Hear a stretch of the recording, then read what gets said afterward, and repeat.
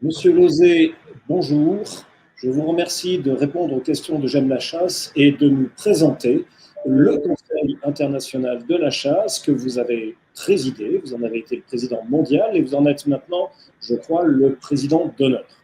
Merci beaucoup de prendre quelques instants pour répondre à nos questions et nous présenter cet organisme que peu de chasseurs connaissent, je crois. Monsieur Lozé, en quelques mots, qu'est le CIC? Alors, d'abord, c'est moi qui vous remercie. Ensuite, le CIC, c'est une assez vieille institution. Ça a été créé au début des années 20, essentiellement par un groupe de Français avec des gens de l'Est, notamment de Pologne, l'Empire austro-hongrois, etc. Et, des gens tous passionnés de chasse. Et à l'époque, M. Ducrot, qui était un des fondateurs, était le président du Saint-Hubert et je crois, faire une espèce de Saint-Hubert international et d'utiliser les bases du Saint-Hubert pour faire un mouvement international avec ses amis, encore une fois au départ de l'Europe de l'Est. Donc ça a été formalisé en France, je crois en 22, et ça a survécu à la guerre. En ce qui me concerne, j'en fais partie depuis la fin des années 80, je crois, oui, c'est ça, 78 ou quelque chose comme ça, donc ça fait vraiment très longtemps. Et jeune homme, je servais là-bas comme interprète parce que j'avais la chance de parler plusieurs langues et que les gens de la génération de mon père qui dirigeait le CIC à l'époque parlaient peu les langues étrangères. Voilà. Donc ça, ce fut créé à cette époque.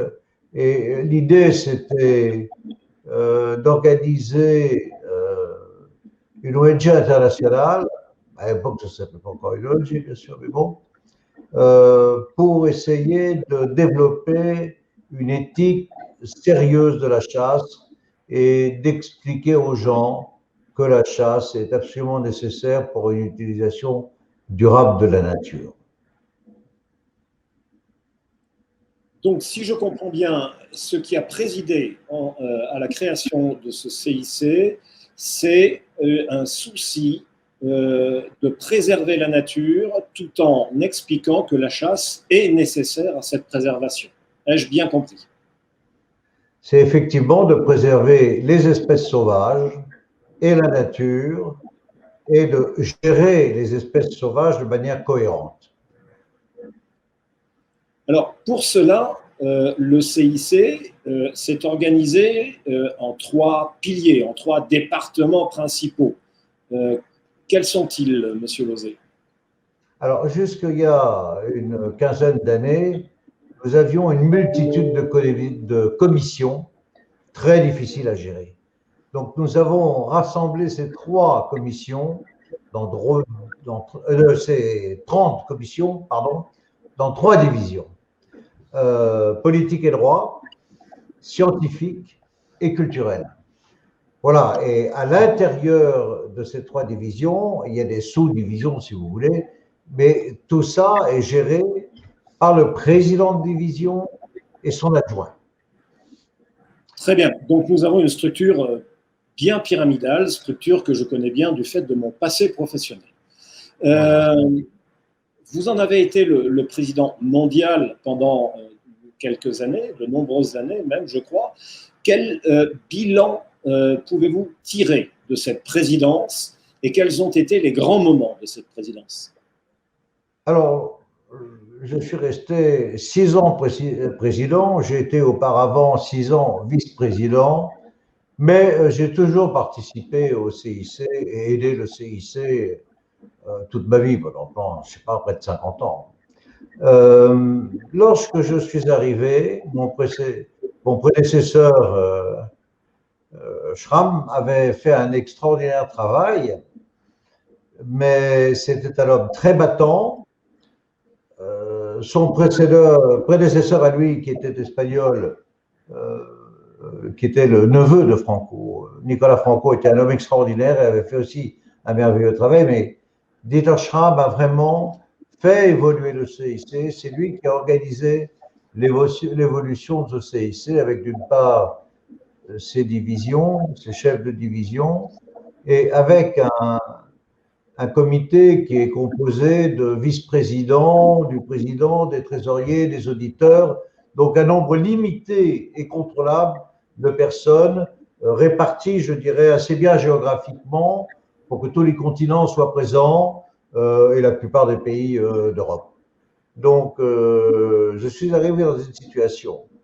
Mais en même temps, lorsque je suis arrivé, on sortait d'une guerre entre les Français et quelques autres, et bon, les Allemands, les Autrichiens, etc., parce que nous n'avions plus d'argent en France pour gérer le CIC, et que les Autrichiens et les Hongrois se sont proposés à l'époque de nous offrir des bureaux, du personnel, de nous passer en loi et en ONG internationale avec passeport diplomatique à la fin, ce qui était une chance incroyable.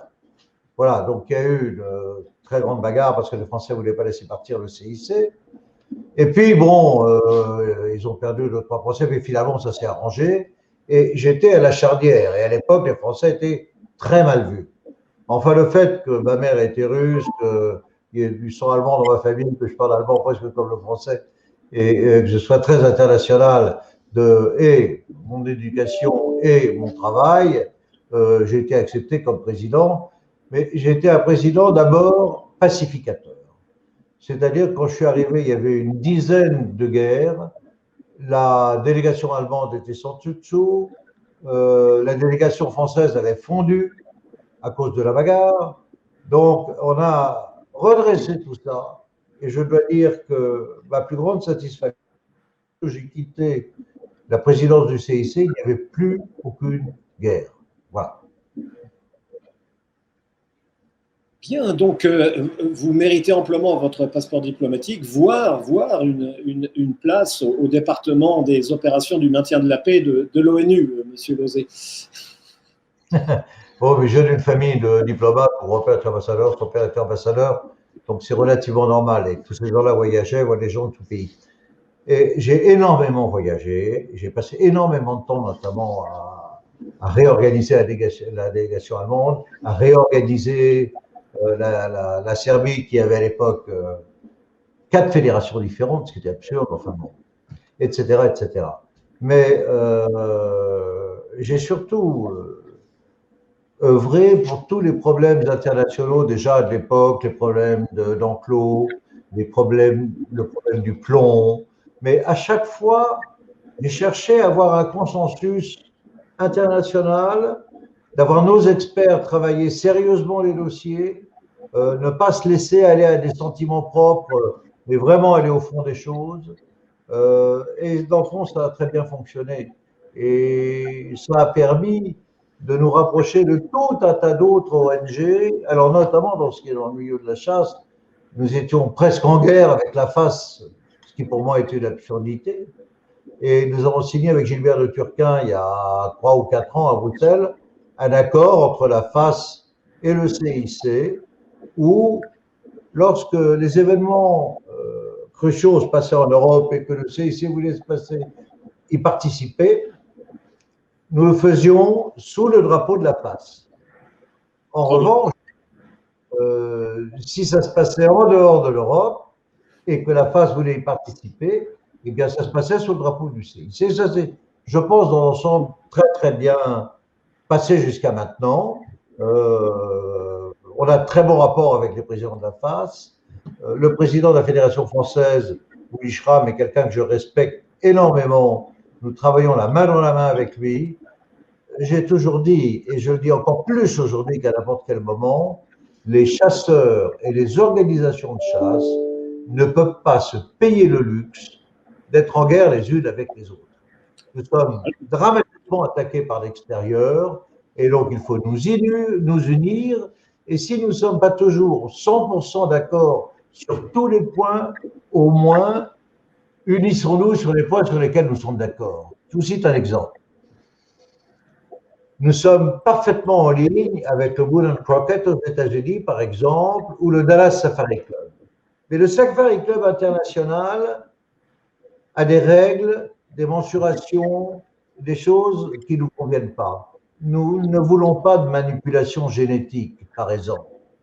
alors que ces gens-là vendent des serres, je sais pas, de Nouvelle-Zélande ou du Canada, avec des bois de 25 kilos. Enfin, bien évidemment, ce sont des animaux complètement manipulés. Et nous sommes contre ça.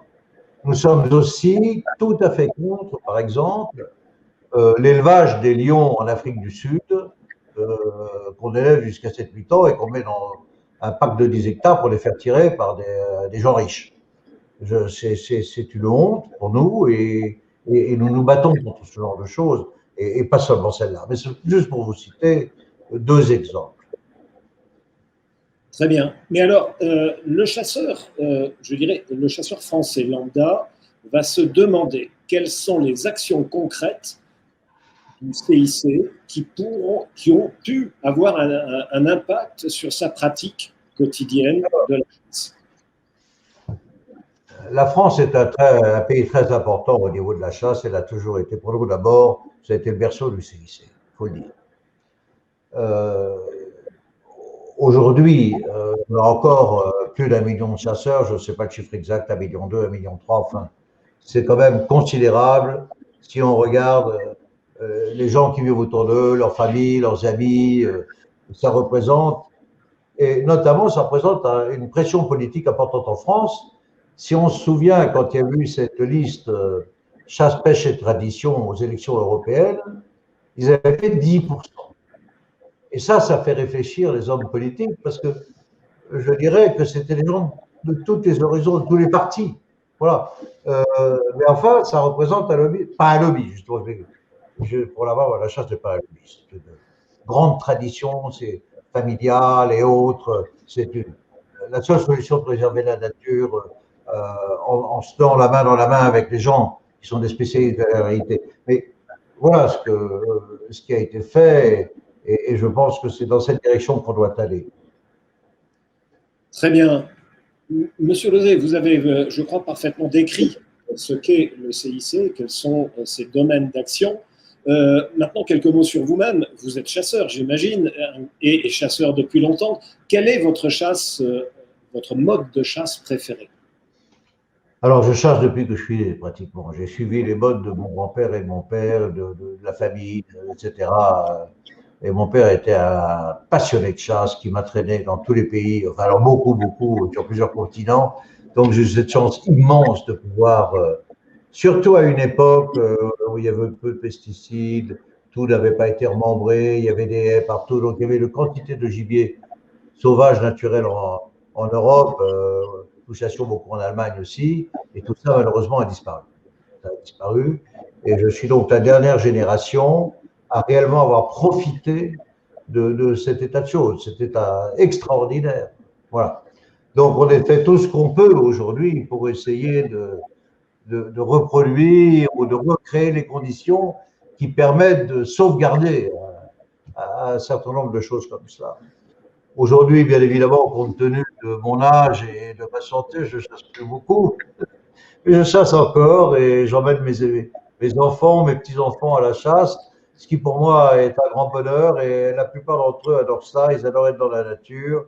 Et voilà, bon, entre-temps, j'ai eu la chance de chasser partout dans le monde. Et bien avant d'être président du CIC, j'avais des amis sur les 4 continents, enfin sur tous les continents, pardon, sur les 7 continents, et j'ai été pratiquement partout chassé, beaucoup en Afrique, j'ai dû faire 45 safaris, mais énormément en Europe, partout, beaucoup en Europe de l'Est, beaucoup en Russie.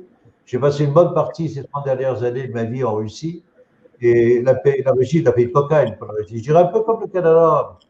Et il y a d'abord, il y a toutes les espèces que nous avons chez nous, et souvent encore naturelles, et tout un tas d'espèces, bien entendu, qu'il n'y a plus en France, entre les loups, enfin, en grande quantité, enfin, tous les animaux, tous les grands prédateurs, les ours, etc., et tout un tas d'espèces qui n'existent plus chez nous.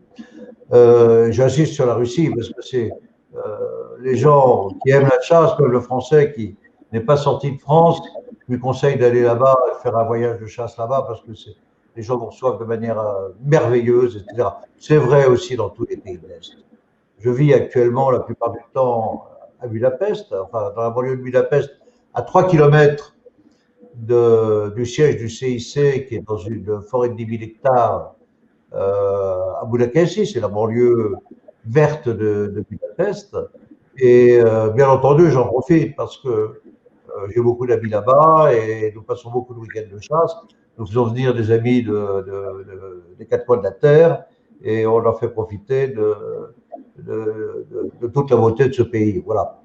Je signale d'ailleurs en passant qu'il va y avoir vers le 20 septembre une énorme festivité à Budapest qui va être une exposition mondiale sur la nature, notamment la chasse, la pêche, les chevaux, les chiens, etc. Mais ça va être une exposition gigantesque. Et si Covid nous autorise à aller et autorise les gens à aller là-bas, Budapest est à 2 heures d'avion de Paris. J'encourage tout le monde à participer à cet événement. Eh bien, j'ai noté la date, le rendez-vous. Je connais un peu cette ville et y retourner pour un événement de ce type serait un énorme plaisir. Monsieur Lozé, ce fut aussi un plaisir de vous avoir ces quelques instants pour nous présenter le CIC, sa vie, son œuvre en quelque sorte. Et tout cela, bien entendu, sera intégré dans le stand du CIC, le stand du salon virtuel J'aime la chasse, qui se tiendra du 23 au 25 avril, c'est-à-dire le week-end prochain. Monsieur Lozé, encore un grand merci.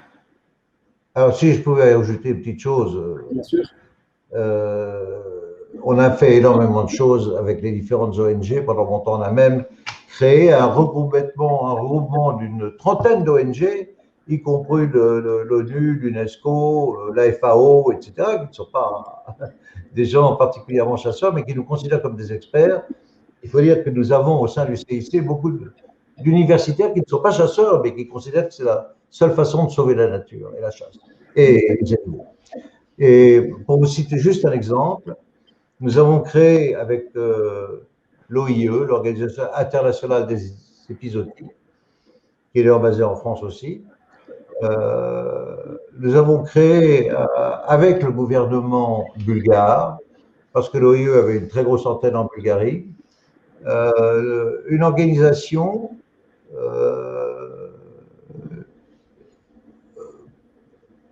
pour traiter les problèmes de maladies des animaux et comment y remédier. Donc nous faisons en général deux symposiums par an à Sofia. On va sortir de Sofia pour en faire ailleurs aussi, mais pas seulement avec des chasseurs, avec beaucoup d'universitaires et des gens qui s'occupent de la sauvegarde de la nature et des animaux. Voilà, et c'est nous qui avons été les initiateurs avec Bernard Valla, qui était directeur général pendant 25 ans de l'OIE. Très bien. Une sorte d'OMS destinée aux animaux, si je peux me permettre. Tout à fait. Bien, cette précision était en effet importante parce qu'on voit les résultats concrets des travaux du CIC et de son existence.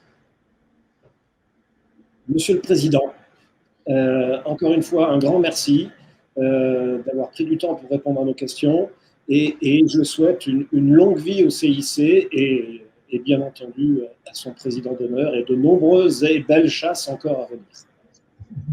Merci, monsieur Denis Plat. Merci beaucoup.